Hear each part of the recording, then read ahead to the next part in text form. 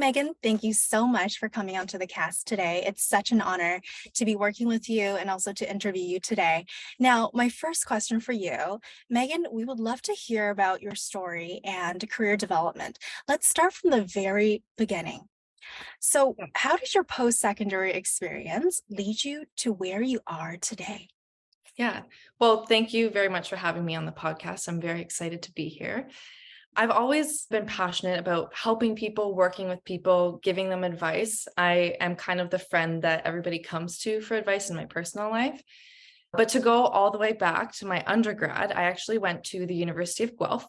I initially started in a more science focused program because I actually had the intention of going into medicine when I first started my schooling. But after about a year and a half, I decided that science really wasn't for me. I wasn't passionate about it the way I thought I was going to be. And when I realized that, I actually pivoted slightly and I ended up doing a double major in criminal justice and public policy, and then also brain and cognition, which is pretty much just neuroscience. I already had that foundation for the first year that I started my undergrad with science. All of those courses transferred over for my neuroscience degree, so I didn't have to do an extra year, even though I switched. But when I did that switch, I realized there are a lot of things that I'm passionate about, like human rights, advocacy, the justice system, legal system. So I started exploring the idea of being a lawyer. At first, it seemed to check off a lot of the boxes of what I wanted in a career. But then criminal justice and neuroscience is what I actually graduated my undergrad with. In my last year of my undergrad, though, I decided I definitely wanted to do more school. I just knew there was more I had to learn. So I was looking into potentially doing a master's, and I told myself, I'm going to only apply to one school. I only applied to McMaster. And I said, if I don't get in, then I'm not meant to do it. But if I do get in, then that's kind of my sign that I should be doing my master's. And about a month later, I got an acceptance letter and almost a full ride scholarship. So I took that as a sign from the universe saying, yep, you should be doing your master's. I started my master's in 2020 and I specialized in public policy. So I was doing political science. During my master's, I really tried to get involved in the school. So I held executive positions on student council. I was on the Truth and Reconciliation Committee. And in general, I think my master's really helped me refine what I was passionate about and what I wanted to do. My major research project was actually about the missing and murdered Indigenous women and girls in Canada and how the media portrays them. So it was a really interesting and rewarding topic to research. Doing a master's degree or even any schooling beyond an undergrad degree, it's going to teach you a lot of essential skills that you can use in the workplace. So for me, my master's taught me a lot of writing, researching, and presenting, which I actually take into my job now. Something I should note, though, is that both of my graduations, both undergrad and master's, were during COVID. So it's a super, super strange time to be entering the job market and starting my career. For my entire master's, I didn't step foot on campus once. It was definitely a challenge to try and make those connections and stuff like that. But it also gave me the flexibility because I was learning remotely for an entire year that I could kind of explore different career options. So while I was doing my master's, I actually wrote the law school admissions test. And for a lot of that year, I was planning on becoming a lawyer and eventually going to law school after that. But I sat and I thought about what my life would be like as a lawyer. It's a big time commitment, and it was just a different lifestyle than I think I wanted. I didn't necessarily want to be working 60 plus hours a week for decades of my life. I wanted more of a balance. So then I was done my master's. I didn't necessarily want to become a lawyer. I started exploring different options of working with people, helping them, but not necessarily a legal career. And I actually ended up applying to different jobs at McMaster because I thought, education is a fantastic industry to get into.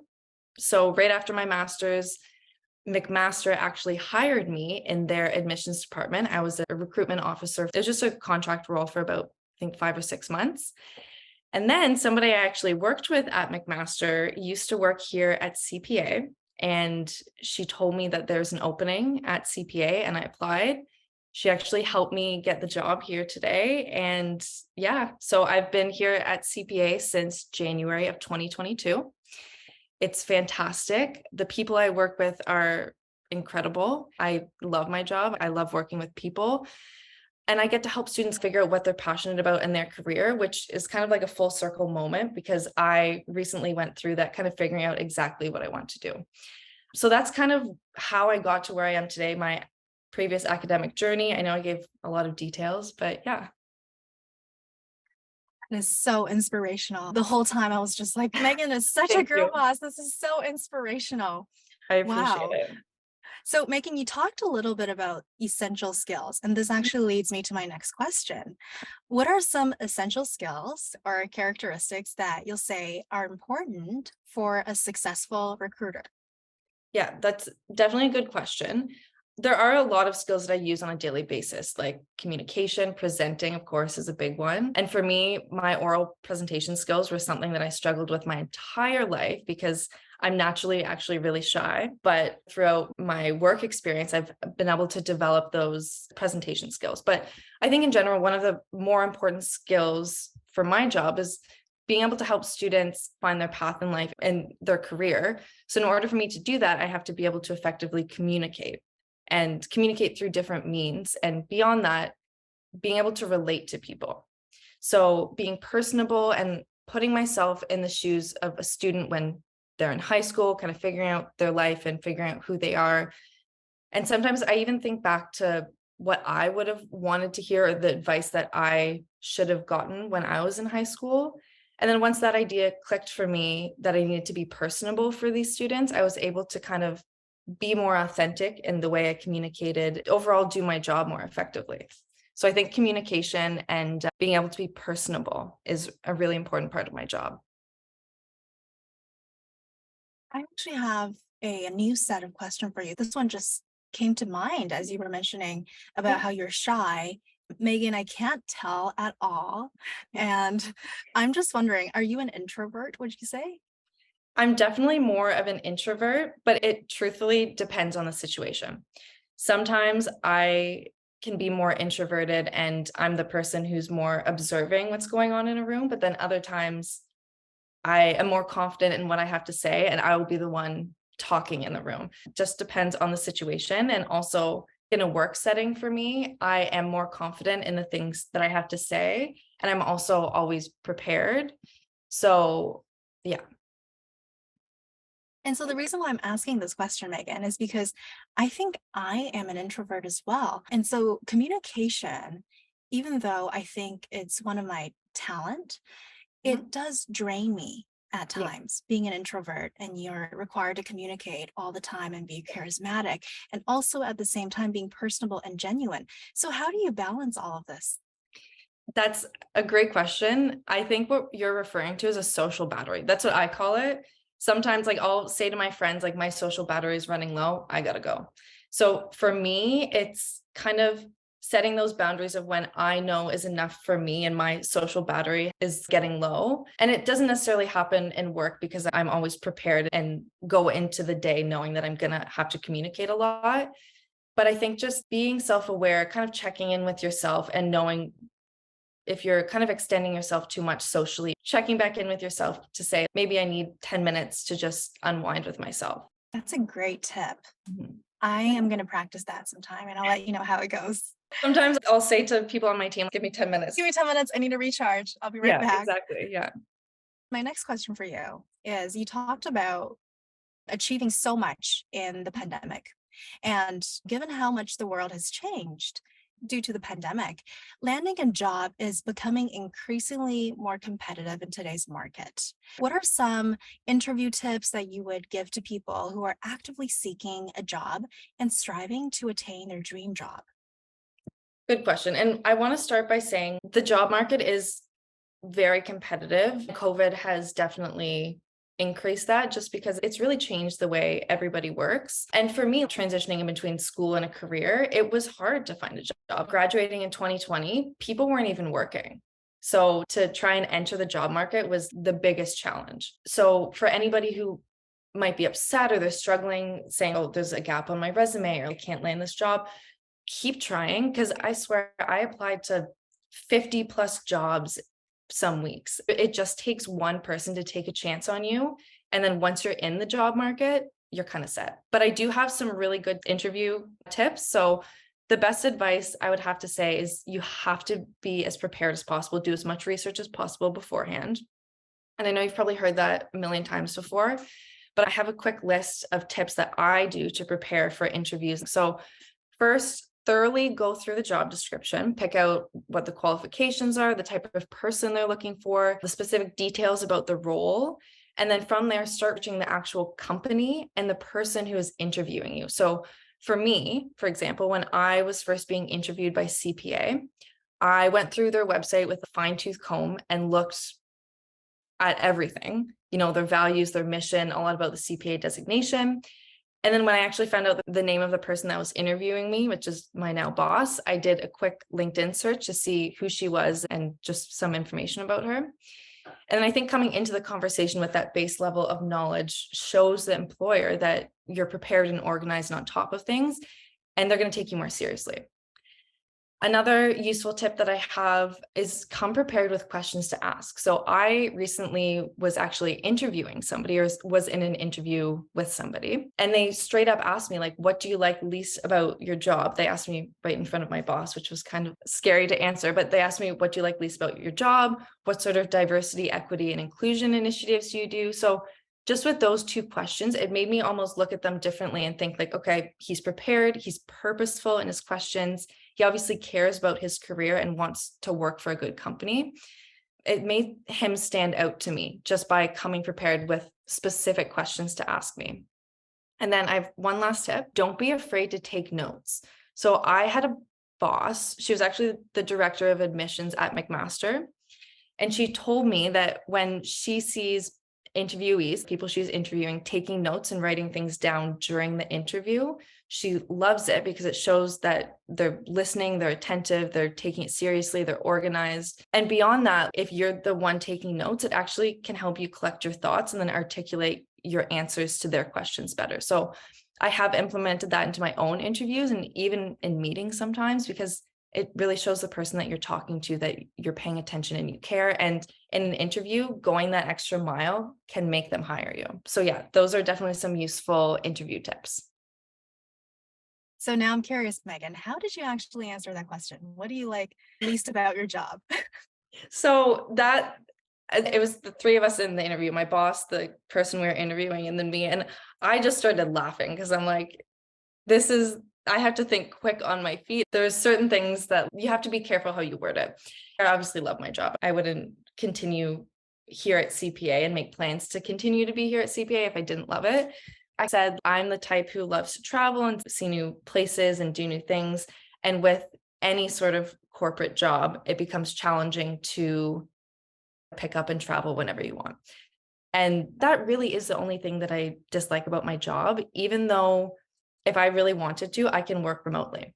So if I wanted to go to Mexico for 2 weeks, obviously I have to check with my boss, but I could work remotely. So there isn't really too much that I dislike about my job, to be honest. So him asking me that question, I was like, man, I got to think of something quick. I think anybody in the corporate world that likes to travel is in the same position as me. And I do get great vacation days, so I can't really complain. Love it. Following up on my previous question, an interview is a time when people showcase themselves and the skills they hold, which leads us to the topic of personal branding. What suggestions do you have for individuals to leave an impression that matters through effective personal branding? Part of creating a personal brand is highlighting the important parts of yourself that you would like portrayed to the world. Your personal brand is your story that you're sharing to the world about who you are and how you want the world to view you. And in terms of the job market, your personal brand should sort of be your story where you're showcasing the things like your why. So why you want the job, why you want to be in that industry, your journey, your goals, maybe. So in other words, your personal brand can be like your origin story. That's how I like to think of it. It should highlight your personality, your energy, your soft skills like communication, problem solving abilities, etc. Because truthfully, what will make you stand out and get hired more than specific experience and hard skills you have are those soft skills. So including that in your brand is going to be more important than showcasing, oh, I worked at X company for X amount of time. It's going to be, I developed these skills by doing this. So to all the students out there that are looking to build their personal brand in order to land a job, I really suggest getting involved in things outside of just internships and employment, because extracurriculars can really help you develop soft skills. And that's what's going to make you marketable in the job market. Even us at CPA, we have a program to develop soft skills for students because we know how important that can be to your personal brand. Absolutely. And I'm a big fan of the HAP program and also the PSAP program. So Megan, while we're at it, can you actually share a bit more about the HAP program? Yeah, so the HAP program, the High School Ambassador Program, it's a free program to Ontario high school students. They can meet a ton of different CPAs and industry professionals, as well as different students. We have workshops on things like financial literacy, communication, how to build a resume, so soft skill building workshops. And we also have major events. We have a major conference coming up in May that's going to be in person. It's a lot of events and programming specifically for high school students to develop soft skills, as well as learn some financial literacy skills, because that's a lot of what we do here as well. And there's also a program called PSAP, which stands for, I think, Post-Secondary Ambassador Program. Yes. Yeah. And it's essentially the same as the high school ambassador program, just at the post-secondary level.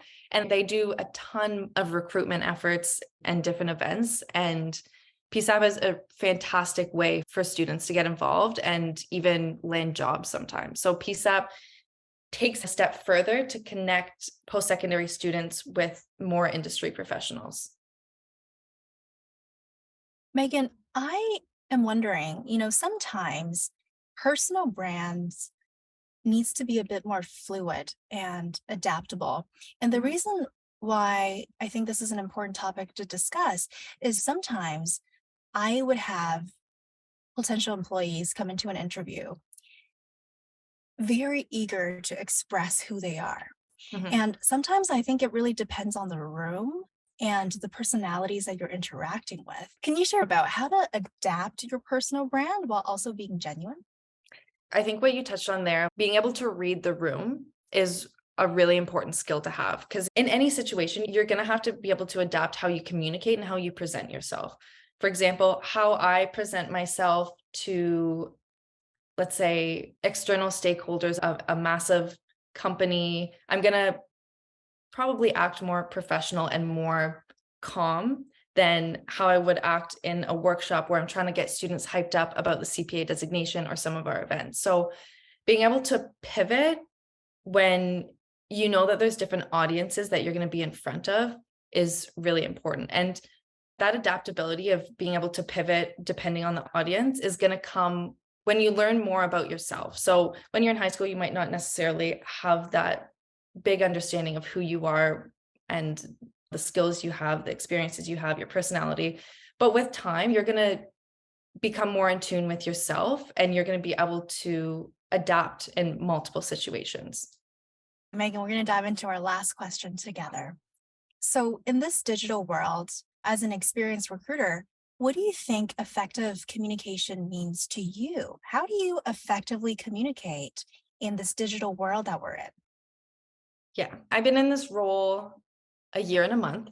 Started January of 2022. It's been a lot of COVID working remotely. So everything for me is digital in my job. From the time I wake up and I'm communicating with my colleagues on Microsoft Teams, or the emails I send, the presentations for classrooms that I do, all of it is digital. Of course, COVID has certainly kind of catapulted this digital revolution because of our reliance on it over the last few years. But even moving forward, that digital communication is our baseline in the workplace these days.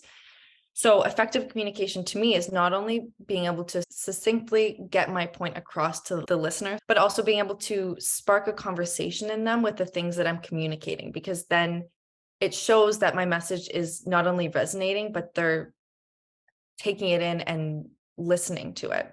So my role as a recruiter, it's important for me to highlight to the students that the CPA designation is a fantastic career for the digital age, and that accounting is future proof, and that there's CPAs that are working in emerging industries and these more digitized industries. And I think with CPA as well with our events and programs for students. We offer skill building workshops, like I said before, that can help develop effective communication skills and other soft skills like networking, personal branding, resume and cover letter writing, and all of that is focused on more digital communication these days.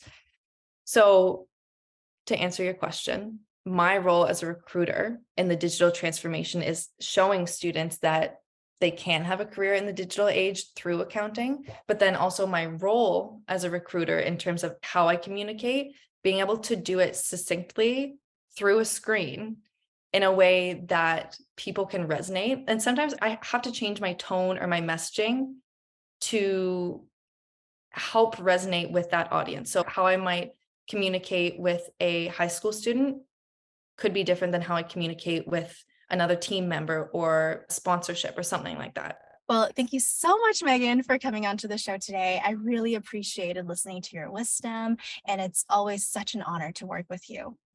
Thank you very much for having me. And I hope to all the students listening, if you take anything away from my podcast, just know that with time, you're going to figure it out. Your career is going to come together and it's going to be more fantastic than you could probably even imagine at this age.